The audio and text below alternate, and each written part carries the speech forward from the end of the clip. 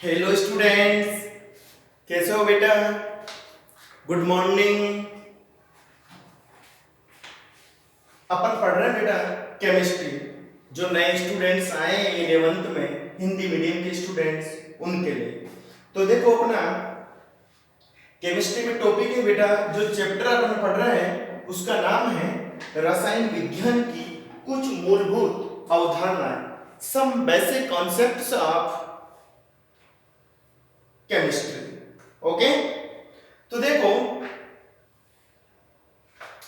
अपन पढ़ रहे थे बेटा द्रव्य का भौतिक आधार पर वर्गीकरण, classification of matter on the basis of physical.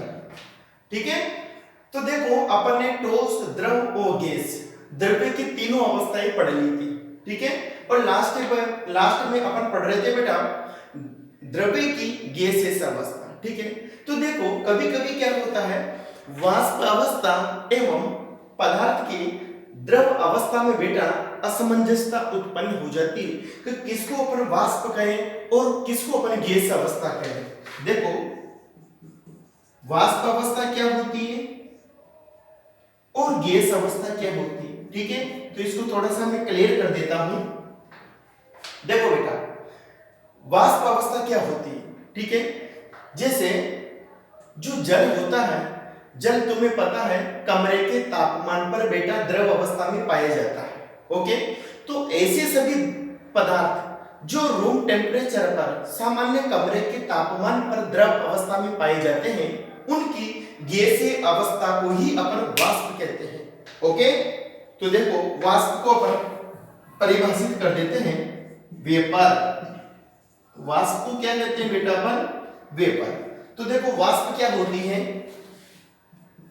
ऐसे सभी द्रव, ऐसे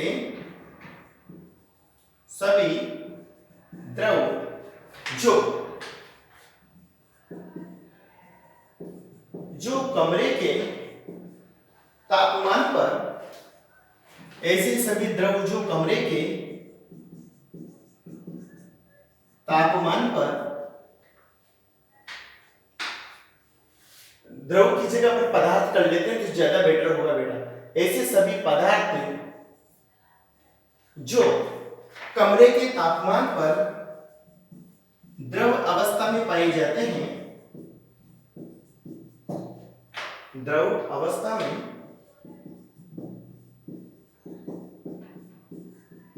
पाए जाते हैं, उनकी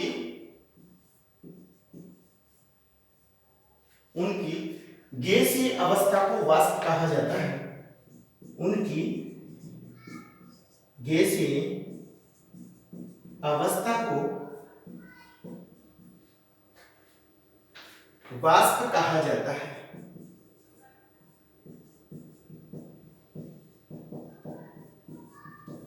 ओके, देखो ऐसे सभी पदार्थ जो कमरे के तापमान पर बेटा द्रव अवस्था में पाए जाते हैं, उनकी गैसीय अवस्था को ही वाष्प कहा जाता है। ओके, जैसे अपन ले लेते हैं एग्जांपल के तौर पर जल।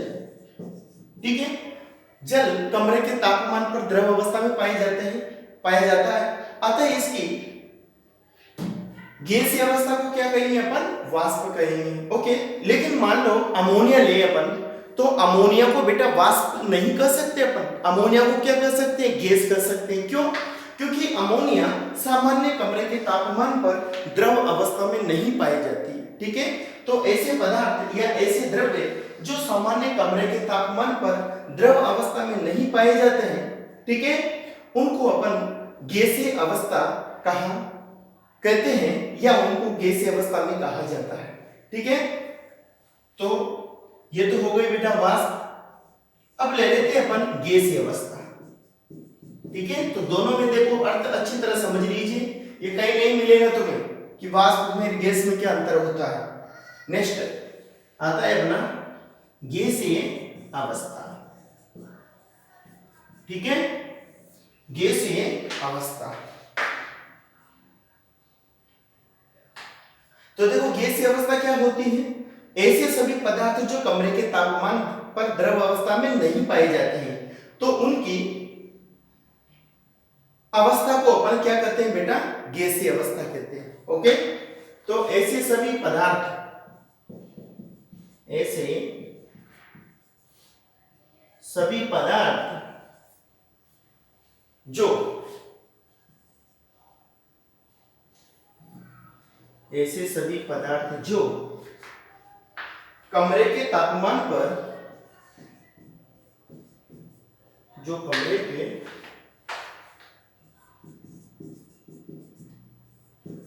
तापमान पर द्रव अवस्था में नहीं पाए जाते हैं, द्रव अवस्था में नहीं पाए जाते हैं,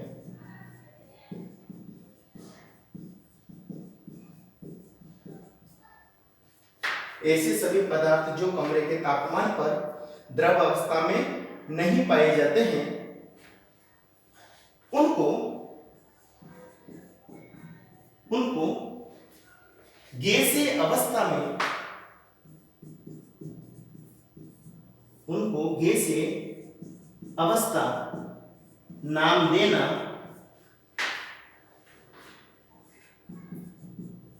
अधिक उचित है। ओके, अधिक उचित है। ओके बेटा, जैसे एग्जांपल है अपने अमोनिया। ठीक है, तो अमोनिया देखो कमरे के तापमान पर द्रव अवस्था में नहीं पाई जाती है ना, गैसीय अवस्था में पाई जाती है। तो इसका नाम क्या है, क्या दे सकते हैं हम, अमोनिया गैस। ओके, तो यह था बेटा अपना वाष्प अवस्था में एवं गैसीय अवस्था में डिफरेंस। ओके, तो ऐसे सभी द्रव जो कमरे के तापमान पर, ऐसे सभी पदार्थ जो कमरे के तापमान पर द्रव अवस्था में पाए जाते हैं, उनकी गैसीय अवस्था को अपन वाष्प कह सकते हैं। ठीक है, लेकिन ऐसे पदार्थ जो ऑलरेडी गैसीय अवस्था में प्रेजेंट हैं, उनको बेटा वाष्प कहना अधिक उचित नहीं है, उनको गैसीय अवस्था कहना अधिक उचित है। ओके, आगे चलते हैं बेटा अपन। अब ये हो गया अपना भौतिक आधार पर द्रव्य का वर्गीकरण। अब पढ़ते हैं अपन रासायनिक आधार पर द्रव्य का वर्गीकरण। ओके,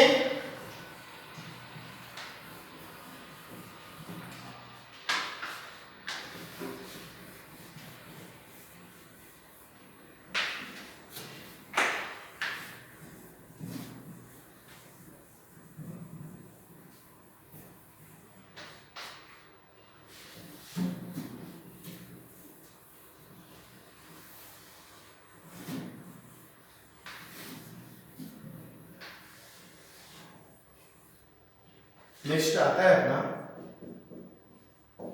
रासायनिक संगठन के आधार पर, रासायनिक संगठन के आधार पर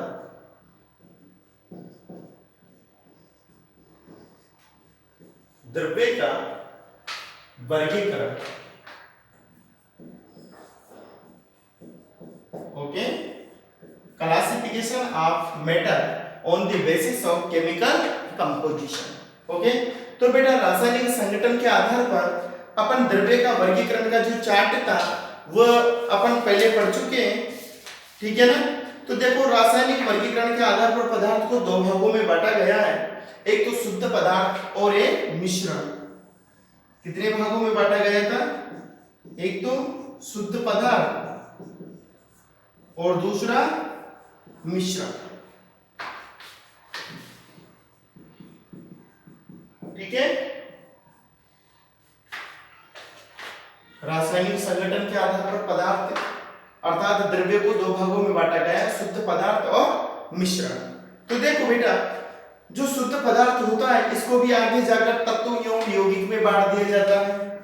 किसमें बांटा गया है इसको, तत्व एवं यौगिक में। ठीक है, तत्वों को भी तीन भागों में बांट देते हैं अपन आगे जाके। कौन कौन से, धातु है ना, अधातु, ओके, और उपधातु, है ना बेटा। अब जो यौगिक आता है, यौगिक को दो भागों में बांटा गया है। एक तो कार्बनिक यौगिक और एक अकार्बनिक यौगिक। कार्बनिक यौगिक और अकार्बनिक यौगिक। ओके, यौगिक को दो भागों में बांट देते हैं अपन, कार्बनिक यौगिक और अकार्बनिक यौगिक। इसी प्रकार जो मिश्रण होता है, मिश्रण को भी दो भागों में बांटते हैं अपन, एक तो बेटा सममांगी मिश्रण और एक विषमांगी मिश्रण।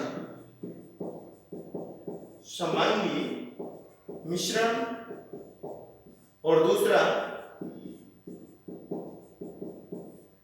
विषमांगी मिश्रण। ओके, ये दो टाइप्स हैं। तो देखो बेटा, शुरू में अपन पढ़ते हैं शुद्ध पदार्थ, प्योर सबस्टेंस। ओके, तो देखो शुद्ध पदार्थ होता क्या है, इसको मिटा देता हूं मैं। चार्ट को अपन पहले पढ़ चुके हैं बेटा, है ना। तो अपन पहला लेते हैं शुद्ध पदार्थ, प्योर सबस्टेंस।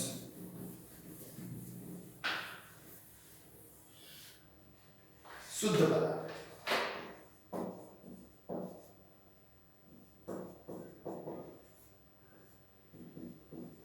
Pure substance. बेटा थोड़ी बहुत अंग्रेजी के वर्ड्स पर भी ध्यान दीजिए, ये आगे तुम्हारे बहुत काम आएंगे, ठीक है ना। शुद्ध पदार्थ, तो देखो शुद्ध पदार्थ क्या होता है, वह एकल पदार्थ जिसे किसी भी भौतिक प्रक्रम द्वारा अन्य प्रकार के द्रव्य से पृथक नहीं किया जा सकता है, उसको क्या कहते हैं अपन, शुद्ध पदार्थ कहते हैं। ओके, आया समझ में। वह एकल पदार्थ या द्रव्य, वह एकल पदार्थ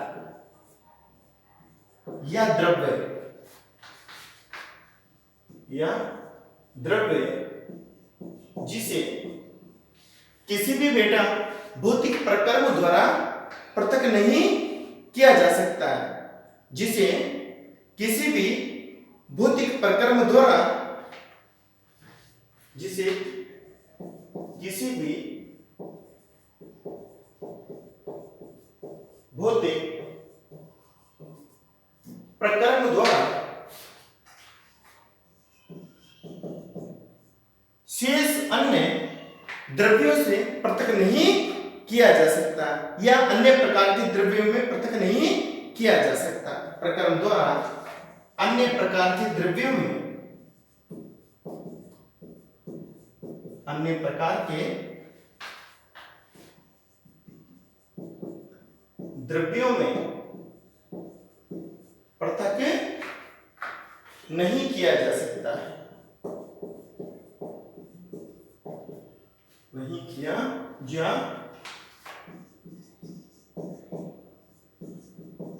सकता। ओके, तो शुद्ध पदार्थ क्या होता है, वह एकल पदार्थ या द्रव्य जिसे किसी भी भौतिक प्रक्रम द्वारा अन्य प्रकार के द्रव्यों में पृथक नहीं किया जा सकता, उसको क्या कहते हैं बेटा, अपन शुद्ध पदार्थ कहते हैं, है ना। जैसे शक्कर है, अब शक्कर को अपन अन्य किसी पदार्थ में पृथक कर सकते हैं क्या, नहीं कर सकते ना, शक्कर तो शक्कर ही रहेगी, तो क्या है, शुद्ध पदार्थ होता है। ठीक है, तो शुद्ध पदार्थ के अंतर्गत अपना जो वर्गीकरण है, उसके अंतर्गत पहला पॉइंट आता है बेटा तत्व या एलिमेंट।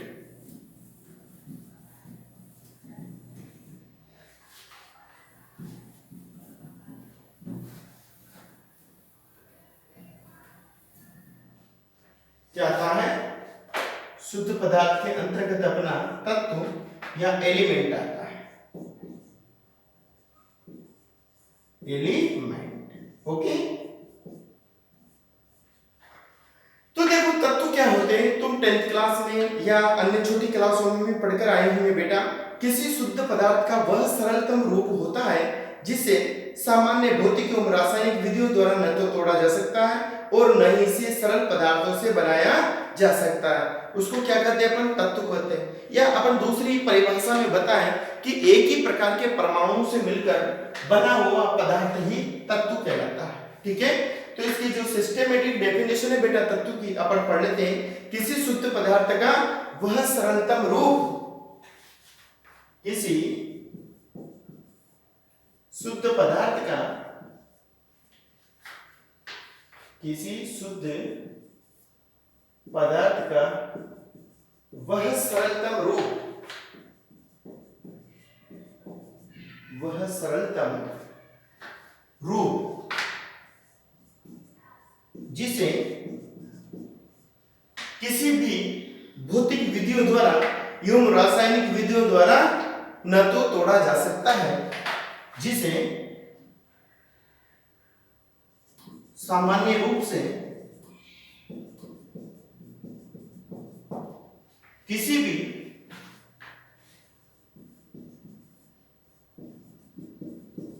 भौतिक अथवा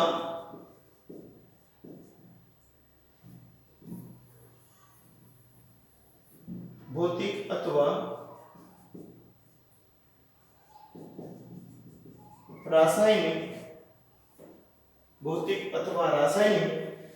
विधियों द्वारा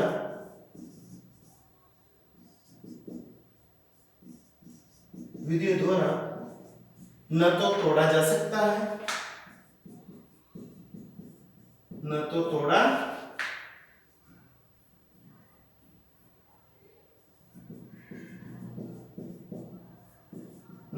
जा सकता है, और न ही बनाया जा सकता है, और न ही इसे सरल पदार्थों से बनाया जा सकता है, और न ही इसे सरल पदार्थों से बनाया जा सकता है,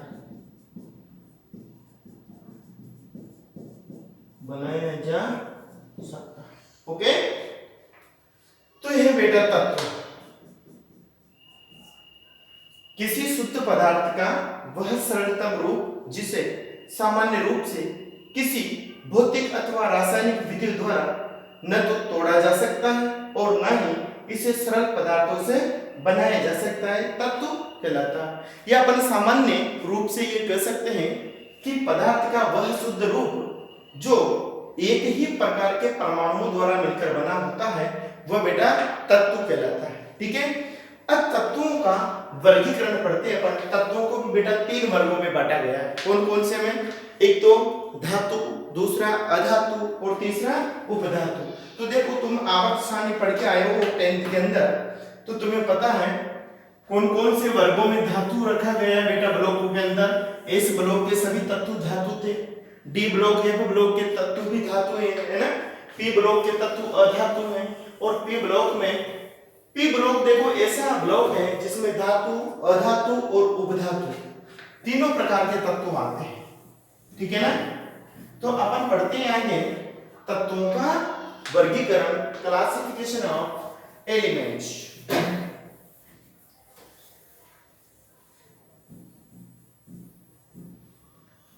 तत्व का वर्गीकरण,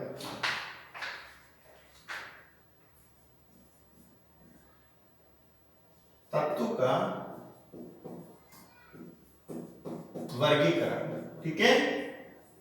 क्लासिफिकेशन ऑफ एलिमेंट्स। देखो तत्व को बेटा 3 भागों में बांटा गया है। तत्वों को निम्न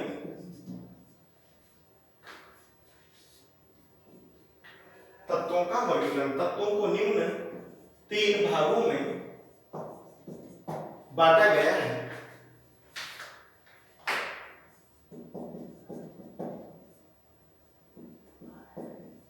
तीन भागों में बांटा गया है। देखो पहला आता है अपने धातु, मेटल। अब बेटा तुम धातुओं के बारे में सुनकर आए होंगे। धातु एस ब्लॉक के सभी तत्व धातु ही अपने, है ना। डी ब्लॉक में, एफ ब्लॉक में धातुओं को रखा गया है, ठीक है। तो धातु वेरी इंपॉर्टेंट तत्व होते हैं, ठीक है। ये सामान्यतः ठोस अवस्था में पाई जाती है। धातु की प्रॉपर्टीज में क्या लिखेंगे बेटा? ये ठोस एवं कठोर होती है, होती नहीं होती? धातुएं ये ठोस रूप में पाई जाती है, ये ठोस रूप में पाई जाती है धातुएं, ठीक है। लेकिन बेटा पारा, जिसे अपन मरकरी कहते हैं, पारा धातु होते हुए भी ठोस रूप में नहीं पाया जाता है, अपवाद स्वरूप यह द्रव अवस्था में पाया जाता है, ठीक है। लेकिन अपवाद क्या है? पारा, पारा को कैसे प्रदर्शित करते हैं बेटा अपन? Hg द्वारा, ठीक है ना। लेकिन पारा किस अवस्था में पाया जाता है? द्रव अवस्था में, द्रव अवस्था, ठीक है। तो धातु ये ठोस रूप में पाई जाती है, लेकिन अपवाद क्या है? पारा, मरकरी, जो कि द्रव अवस्था में पाया जाता है, ओके। नेक्स्ट है, देखो जो धातुएं होती है बेटा, इनमें धात्विक चमक पाई जाती है, इनका गलनांक और क्वथनांक का मान उच्च होता है, ठीक है। यह विद्युत एवं ऊष्मा की अच्छी चालक होती है। तो नेक्स्ट पॉइंट क्या आ जाएगा? इनमें धात्विक चमक पाई जाती है,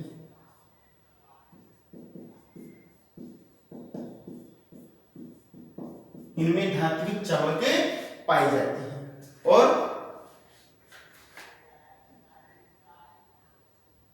ये ऊष्मा एवं विद्युत की, ये ऊष्मा एवं विद्युत की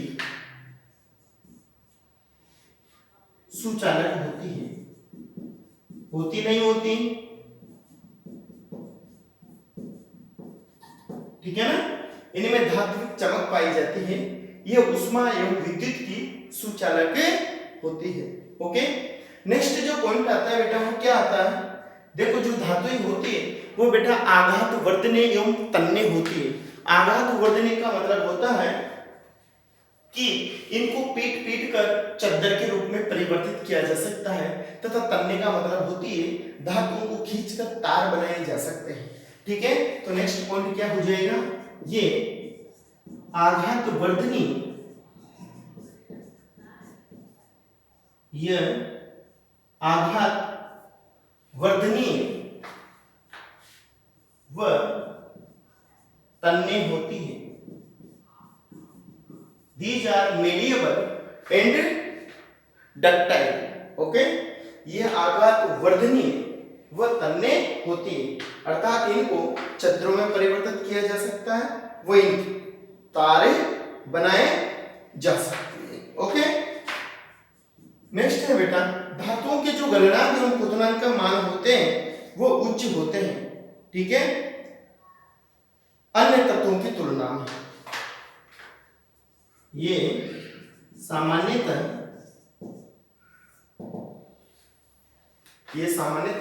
कठोर होती है ना, तथा इनके गलनांक और क्वथनांक के तापमान, गलनांक और क्वथनांक के मान क्या होते हैं बेटा? उच्च होते हैं। क्यों? क्योंकि धातुओं में प्रबल अंतराण्विक आकर्षण बल पाए जाते हैं। देखो अंतराण्विक आकर्षण बलों का मान बढ़ने पर बेटा इनके गलनांक और क्वथनांक के मान भी बढ़ जाते हैं। ये सामान्यतः कठोर होती है तथा इनके गलनांक व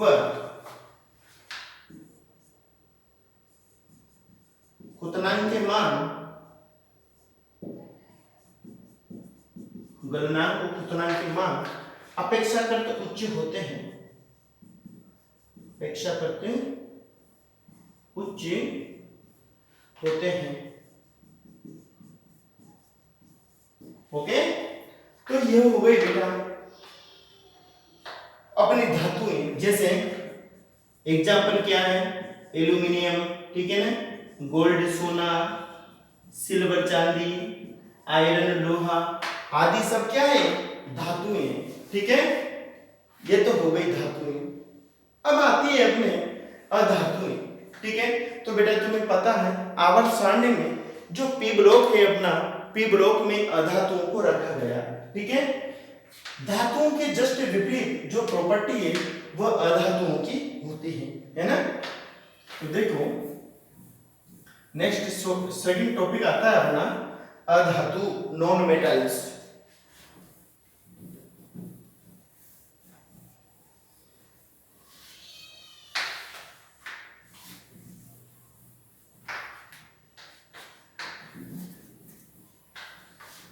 अधातु, ओके।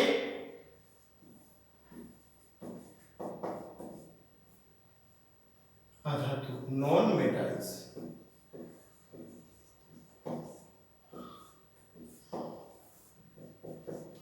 ओके।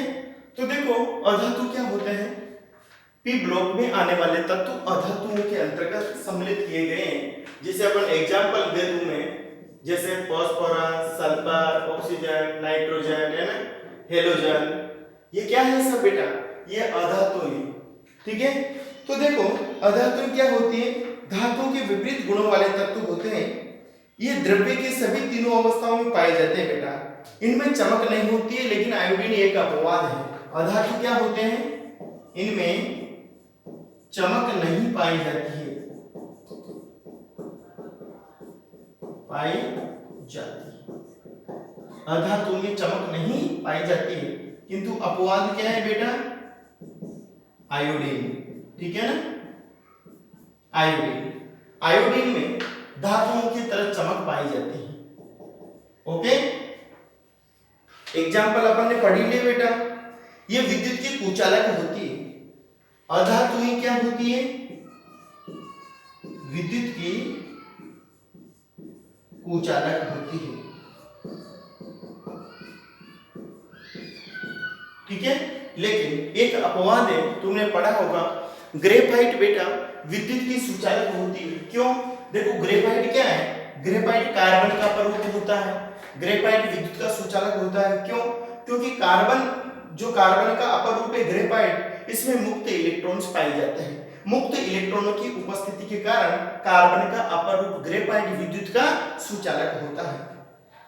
तो विद्युत के कुचालक होते हैं, विद्युत की कुचालक होती है बेटा अधातु, लेकिन अपवाद क्या है, अपवाद क्या है, ग्रेफाइट। देखो यहां से कई बार क्वेश्चन आए कंपटीशनों में, ग्रेफाइट, ग्रेफाइट क्या है बेटा, ग्रेफाइट विद्युत की सुचालक है, विद्युत की सुचालक है। अब विद्युत की सुचालक क्यों है साहब ग्रेफाइट, क्योंकि ग्रेफाइट में मुक्त इलेक्ट्रॉन्स पाए जाते हैं due to present of free electrons, so that graphite is a electrical conductor, okay. Non metal या अधातु होते हुए भी ग्रेफाइट विद्युत की सुचालक होती है, ओके। ये हो गया बेटा अपना अधातु, जैसे हाइड्रोजन, कार्बन, ऑक्सीजन, नाइट्रोजन जैसे, ओके। अब जो नेक्स्ट टॉपिक है अपना वह आता है उपधातु, सब मेटल्स, या इनको कहते हैं अपन मेटेलॉइड्स, मेटेलॉइड्स, ठीक है। नेक्स्ट आता है बेटा अपना धातु हो गया, अधातु हो गया, अब आता है उपधातु, उपधातु है ना, सब मेटल्स या मेटेलॉइड्स, मेटेलॉइड्स, ठीक है। देखो उपधातु क्या होती है, ये ऐसे पदार्थ होते हैं बेटा, ऐसी धातुएं होती हैं जिनमें धातुओं तथा अधातुओं दोनों के गुणधर्म पाए जाते हैं, ठीक है। ऐसे पदार्थ जिनमें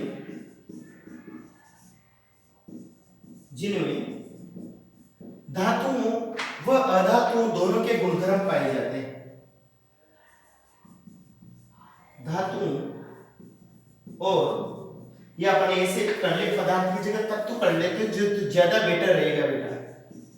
ऐसे तत्व जिनमें धातुओं और अधातुओं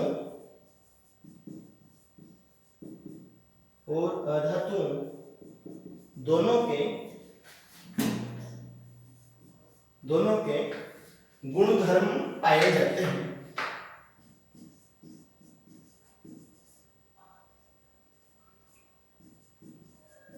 दोनों के गुणधर्म पाए जाते हैं, उन्हें क्या कहते हैं अपन? उपधातु कहते हैं। ऐसे तत्व जिनमें धातुओं और अधातुओं दोनों के गुणधर्म पाए जाते हैं उपधातुएं कहलाती है। ओके, जैसे एग्जाम्पल है बेटा, आर्सेनिक, एंटीमनी, है ना, बिस्मिथ, ये सब क्या है? उपधातु हैं। इनमें धातु एवं अधातु दोनों के गुणधर्म पाए जाते हैं। ओके, तो ये तो हो गया अपना धातु, अधातु एवं उपधातु। ठीक है, अब देखो एक चार्ट बना लेते हैं बेटा अपन। तुम्हें पता है आवर्त सारणी में कुल तत्वों की संख्या कितनी है? 118। 118 में से बेटा कुछ तो तत्व धातुविक अवस्था में पाए जाते हैं, कुछ गैसीय अवस्था में पाए जाते हैं, कुछ उपधातु होते हैं, है ना, और कुछ अधातु होते हैं। तो एक चार्ट द्वारा अपन स्टडी करते हैं इनकी। ठीक है, यहां तक तुम्हें कोई प्रॉब्लम होगी नहीं, क्योंकि लोअर से लोअर पॉइंट से चल रहे बेटा अपन 10th को टच करते हुए आगे बढ़ रहे हैं।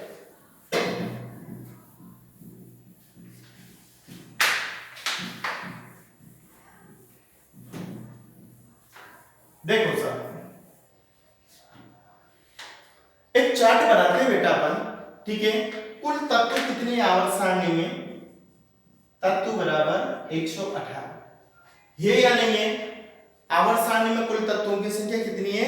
118, जिनमें से बेटा जो गैसीय तत्व हैं पूरी आवर्त सारणी में, गैसीय तत्वों की संख्या 11 है।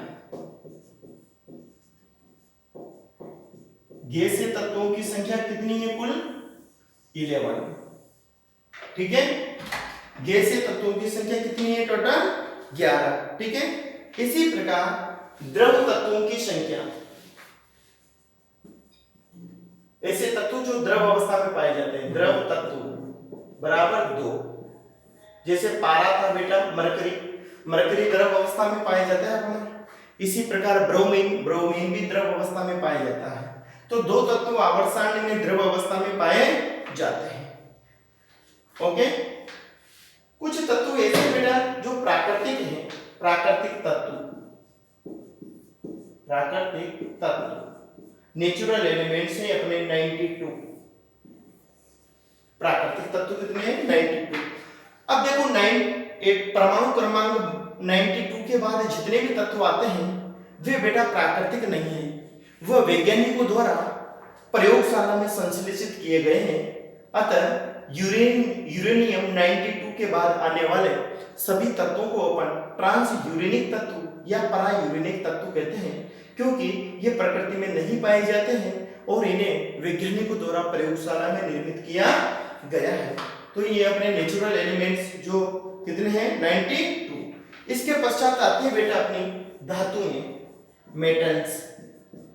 मेटल्स की संख्या है अपने 93। टोटल मेटल्स कितनी है अपने पास पीरियोडिक टेबल में? लगभग 93। इसके बाद आता है अपने उपधातु या मेटेलॉइड्स। उपधातु, उपधातु की संख्या है अपने पास 7। कितने हैं बेटा? उपधातु 7 हैं। ओके, अधातु है अपने 18। अधातुओं की संख्या कितनी है?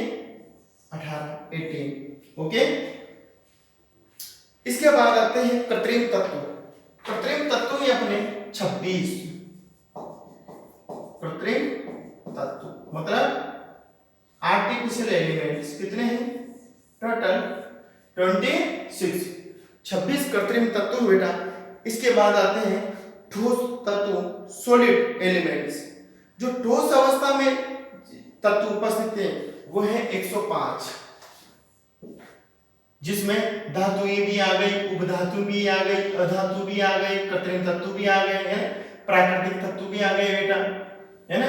तो ऐसे तत्वों की संख्या कितनी है? ठोस तत्व, ठोस तत्व, ठोस तत्वों की संख्या कितनी है अपने पास में? लगभग 105, 105। ओके, इस प्रकार अपन कह सकते हैं कि आवर्त सारणी में कुल तत्व कितने हैं? 118, जिनमें से धातुएं कितनी बेटा? 93, प्राकृतिक तत्व है 92 और द्रव तत्व है 2, गैसीय तत्वों की संख्या 11, ठोस तत्वों की संख्या 105, कृत्रिम तत्वों की संख्या 26 और अधातुओं की संख्या 18, उपधातुओं की संख्या 07। ओके, तो ये हो गया अपना चार्ट।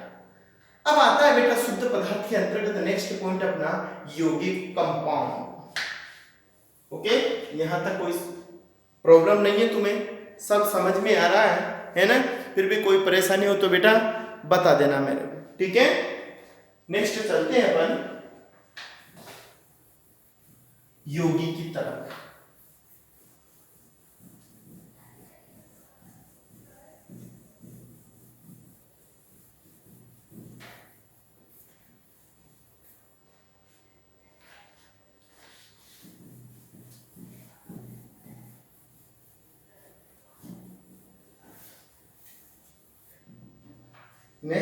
नेक्स्ट आता है अपना यौगिक, यौगिक कंपाउंड,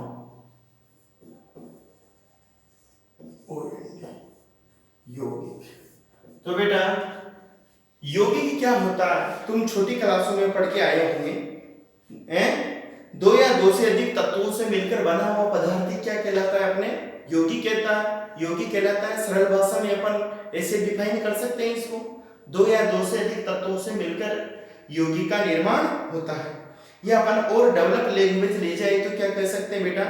दो या दो से अधिक तत्वों वाला शुद्ध पदार्थ, दो या दो से अधिक, दो या दो से अधिक तत्वों वाला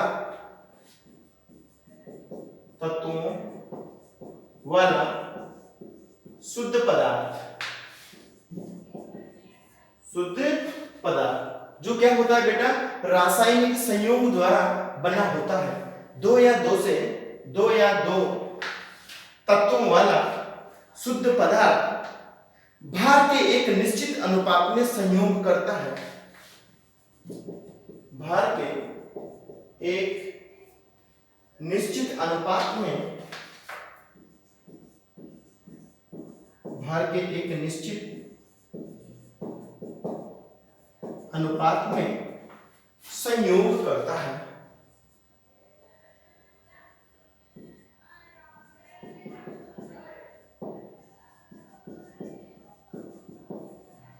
दो या दो तत्वों वाला शुद्ध पदार्थ भार के एक निश्चित अनुपात में संयोग करता है। दो या दो से अधिक तत्वों वाला शुद्ध पदार्थ भार के एक निश्चित अनुपात में संयोग करता है तथा इसे उचित रासायनिक विधि द्वारा इसके तत्वों में वियोजित किया जा सकता है तथा जिसे उचित रासायनिक विधि द्वारा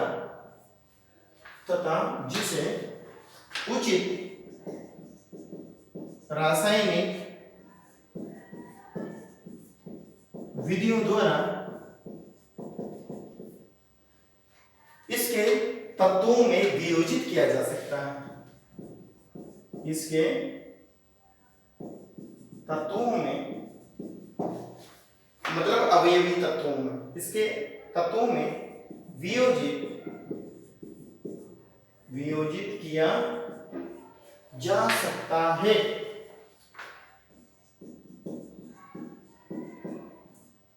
वियोजित किया जा सकता है। ठीक है बेटा। इसके अतिरिक्त किसी यौगिक के गुण निर्माणकारी तत्वों से पूर्ण रूपेण भिन्न होते हैं। ओके, नेक्स्ट क्या लिख सकते हैं अपन? किसी यौगिक के गुणधर्म,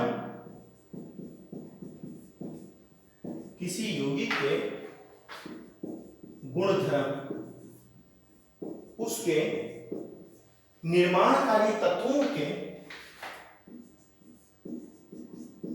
उसके निर्माणकारी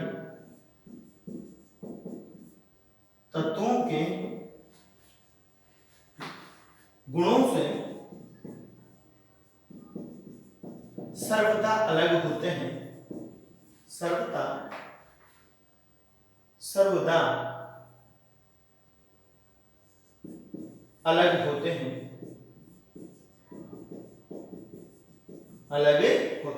ओके। तो बेटा दो या दो तत्वों वाला शुद्ध पदार्थ भार के एक निश्चित अनुपात में संयोग करता है तथा जिसे उचित रासायनिक विधियों द्वारा इसके तत्वों में वियोजित किया जा सकता है। किसी यौगिक के गुणधर्म उसके निर्माणकारी तत्वों के गुणों से सर्वदा अलग होते हैं, उसको क्या कहते हैं अपन यौगिक। जैसे ये है जल। अब जल का निर्माण होता है बेटा हाइड्रोजन प्लस ऑक्सीजन द्वारा, तो 2H2 plus O2 gives us 2H2, ठीक है। तो दो या दो से अधिक तत्व एक निश्चित अनुपात में क्या करते हैं, संयोग करते हैं और यौगिक का निर्माण करते हैं। अब देखो यौगिक का निर्माण जिन तत्वों से हुआ है बेटा, तो इसके गुणधर्म अलग हुए और इन अवयवी तत्वों के गुणधर्म अलग हुए, ठीक है। जैसे हाइड्रोजन क्या है, ज्वलनशील होती है, दहनशील होती है बेटा, ज्वलनशील, ठीक है। और ऑक्सीजन क्या होती है, दहन में सहायक होती है, दहन में सहायक, ठीक है। बट इनके द्वारा जिस यौगिक का निर्माण होता है, जल का निर्माण होता है, इसके गुणधर्म इन दोनों से भिन्न होते हैं। अर्थात जल आग बुझा सकता है या आग बुझाने के काम में आता है,